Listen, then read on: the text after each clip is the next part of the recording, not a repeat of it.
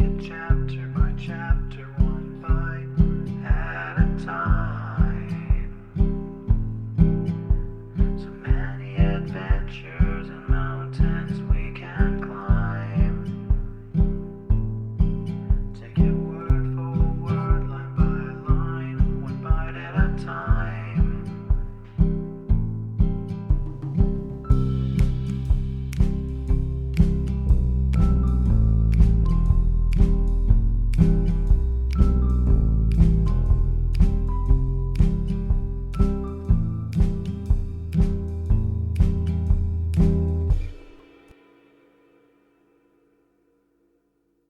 Welcome to Bite at a Time Books, where we read you your favorite classics one bite at a time. My name is Bree Carlile, and I love to read, and wanted to share my passion with listeners like you. If you want to know what's coming next and vote on upcoming books, sign up for our newsletter at biteatatimebooks.com. You'll also find our new t-shirts in the shop, including podcast shirts and quote shirts from your favorite classic novels. Be sure to follow my show on your favorite podcast platform so you get all the new episodes. You can find most of our links in the show notes. But also our website, biteatatimebooks.com, includes all of the links for our show, including to our Patreon to support the show, and YouTube, where we have special behind the narration of the episodes. We're part of the Bite at a Time Books Productions Network. If you'd also like to hear what inspired your favorite classic authors to write their novels, and what was going on in the world at the time, check out the Bite at a Time Books Behind the Story podcast, wherever you listen to podcasts.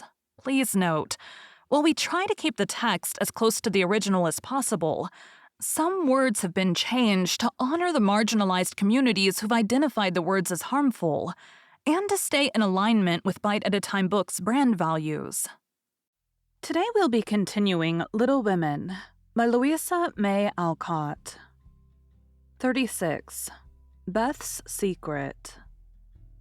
When Jo came home that spring, she had been struck with the change in Beth.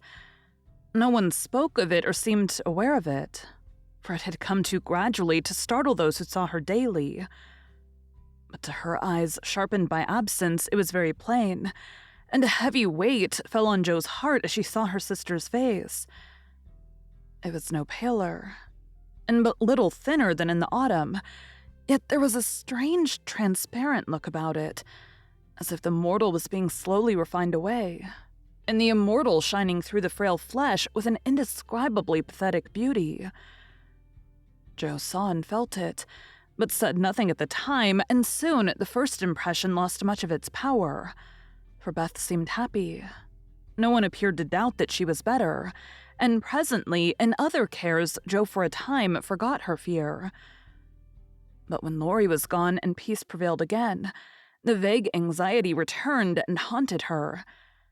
She had confessed her sins and been forgiven, but when she showed her savings and proposed the mountain trip, Beth had thanked her heartily, but begged not to go so far away from home.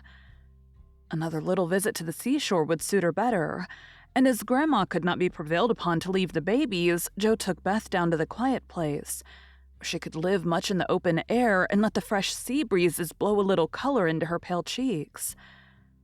It was not a fashionable place, but even among the pleasant people there, the girls made few friends, preferring to live for one another. Beth was too shy to enjoy society, and Jo too wrapped up in her to care for anyone else.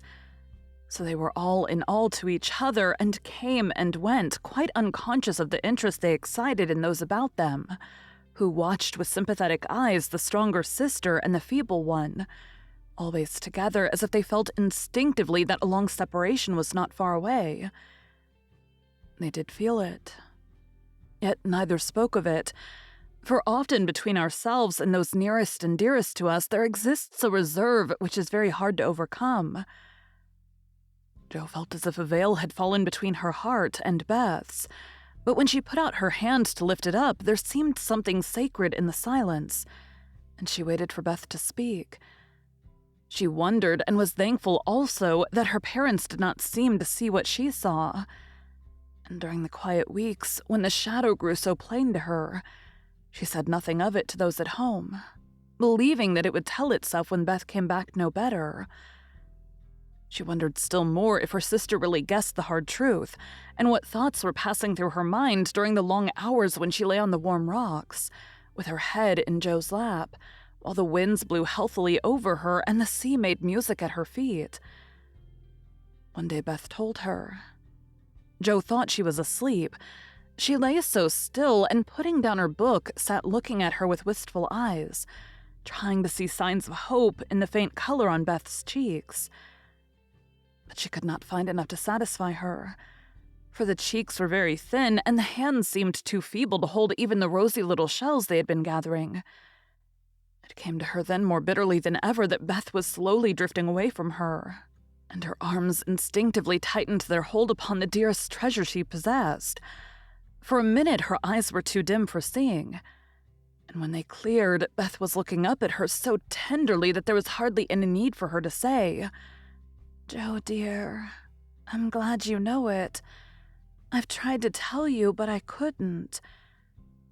There was no answer except her sister's cheek against her own. Not even tears, for when most deeply moved, Joe did not cry. She was the weaker then, and Beth tried to comfort and sustain her, with her arms about her and the soothing words she whispered in her ear. "I've known it for a good while, dear, and now I'm used to it. It isn't hard to think of or to bear. Try to see it so, and don't be troubled about me, because it's best. Indeed it is." "Is this what made you so unhappy in the autumn, Beth? You did not feel it then and keep it to yourself so long, did you?" asked Joe, refusing to see or say that it was best, but glad to know that Laurie had no part in Beth's trouble. "Yes, I gave up hoping then, but I didn't like to own it. I tried to think it was a sick fancy and would not let it trouble anyone. But when I saw you all so well and strong and full of happy plans, it was hard to feel that I could never be like you. And then I was miserable, Joe." "Oh, Beth, and you didn't tell me? Didn't let me comfort and help you? How could you shut me out and bear it all alone?" Joe's voice was full of tender reproach, and her heart ached to think of the solitary struggle that must have gone on while Beth learned to say goodbye to health, love, and life, and take up her cross so cheerfully. "Perhaps it was wrong, but I tried to do right. I wasn't sure. No one said anything, and I hoped I was mistaken. It would have been selfish to frighten you all when Marmee was so anxious about Meg, and Amy away, and you so happy with Laurie. At least I thought so then." "And I thought that you loved him, Beth, and I went away because I couldn't," cried Joe, glad to say all the truth. Beth looked so amazed at the idea that Joe smiled in spite of her pain and added softly, "Then you didn't, dearie? I was afraid it was so, and imagined your poor little heart full of lovelornity all that while." "Why, Joe, how could I when he was so fond of you?" asked Beth, as innocently as a child. "I do love him dearly. He is so good to me.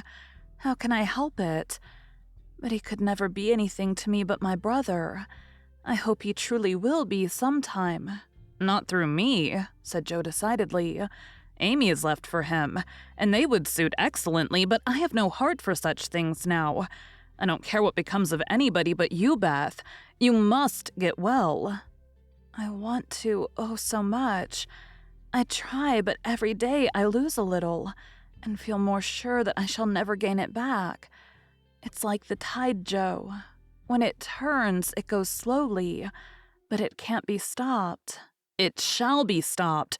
Your tide must not turn so soon. 19 is too young.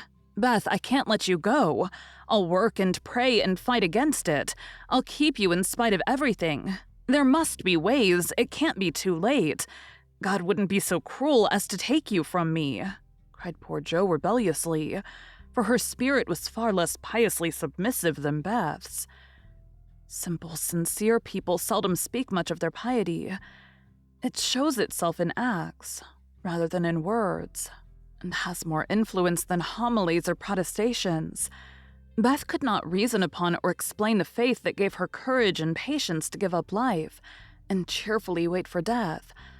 Like a confiding child, she asked no questions but left everything to God and nature, father and mother of us all, feeling sure that they and they only could teach and strengthen heart and spirit for this life and the life to come.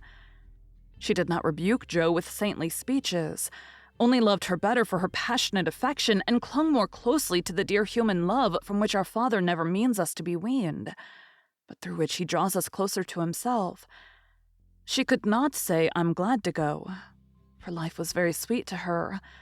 She could only sob out, "I try to be willing," while she held fast to Jo, as the first bitter wave of this great sorrow broke over them together. By and by, Beth said with recovered serenity, "You'll tell them this when we go home." "I think they'll see it without words," sighed Jo. For now it seemed to her that Beth changed every day. "Perhaps not. I've heard that the people who love best are often blindest to such things. If they don't see it, you will tell them for me. I don't want any secrets, and it's kinder to prepare them. Meg has John and the babies to comfort her, but you must stand by father and mother, won't you, Jo?" "If I can. But Beth, I don't give up yet. I'm going to believe that it is a sick fancy and not let you think it's true," said Jo, trying to speak cheerfully. Beth lay a minute thinking, and then said in her quiet way, "I don't know how to express myself, and shouldn't try, to anyone but you, because I can't speak out, except to my Jo. I only mean to say that I have a feeling that it never was intended I should live long. I'm not like the rest of you. I never made any plans about what I'd do when I grew up. I never thought of being married as you all did. I couldn't seem to imagine myself anything but stupid little Beth trotting about at home, of no use anywhere but there. I never wanted to go away, and the hard part now is leaving you all. I'm not afraid, but it seems as if I should be homesick for you even in heaven." Jo could not speak, and for several minutes there was no sound but the sigh of the wind and the lapping of the tide. A white-winged gull flew by, with a flash of sunshine on its silvery breast. Beth watched it till it vanished, and her eyes were full of sadness. A little gray-coated sandbird came tripping over the beach, peeping softly to itself, as if enjoying the sun and sea. It came quite close to Beth, looked at her with a friendly eye, and sat upon a warm stone, dressing its wet feathers, quite at home. Beth smiled and felt comforted, for the tiny thing seemed to offer its small friendship and remind her that a pleasant world was still to be enjoyed. "Dear little bird, see, Jo, how tame it is. I like Peeps better than the gulls. They're not so wild and handsome, but they seem happy, confiding little things. I used to call them my birds last summer, and Mother said they reminded her of me. Busy, Quaker-colored creatures, always near the shore and always chirping that contented little song of theirs. You are the gull, Jo, strong and wild, fond of the storm and the wind, flying far out to sea, and happy all alone. Meg is the turtle dove, and Amy is like the lark she writes about, trying to get up among the clouds but always dropping down into its nest again. Dear little girl, she's so ambitious, but her heart is good and tender, and no matter how high she flies, she never will forget home. I hope I shall see her again, but she seems so far away." "She is coming in the spring, and I mean that you shall be all ready to see and enjoy her. I'm going to have you well and rosy by that time," began Jo, feeling that all of the changes in Beth, the talking change was the greatest, for it seemed to cost no effort now, and she thought aloud in a way quite unlike bashful Beth. "Jo, dear, don't hope any more. It won't do any good. I'm sure of that. We won't be miserable, but enjoy being together while we wait. We'll have happy times, for I don't suffer much, and I think the tide will go out easily if you help me." Jo leaned down to kiss the tranquil face. And with that silent kiss, she dedicated herself soul and body to Beth. She was right. There was no need of any words when they got home, for Father and Mother saw plainly now what they had prayed to be saved from seeing. Tired with her short journey, Beth went at once to bed, saying how glad she was to be at home. And when Joe went down, she found that she would be spared the hard task of telling Beth's secret. Her father stood leaning his head on the mantelpiece and did not turn as she came in. But her mother stretched out her arms as if for help, and Joe went to comfort her without a word. Thank you for joining Bite at a Time Books today, while we read a bite of one of your favorite classics. Again, my name is Bree Carlile, and I hope you come back tomorrow for the next bite of Little Women. Don't forget to sign up for our newsletter at biteatatimebooks.com and check out the shop. You can check out the show notes or our website, biteatatimebooks.com, for the rest of the links for our show. We'd love to hear from you on social media as well.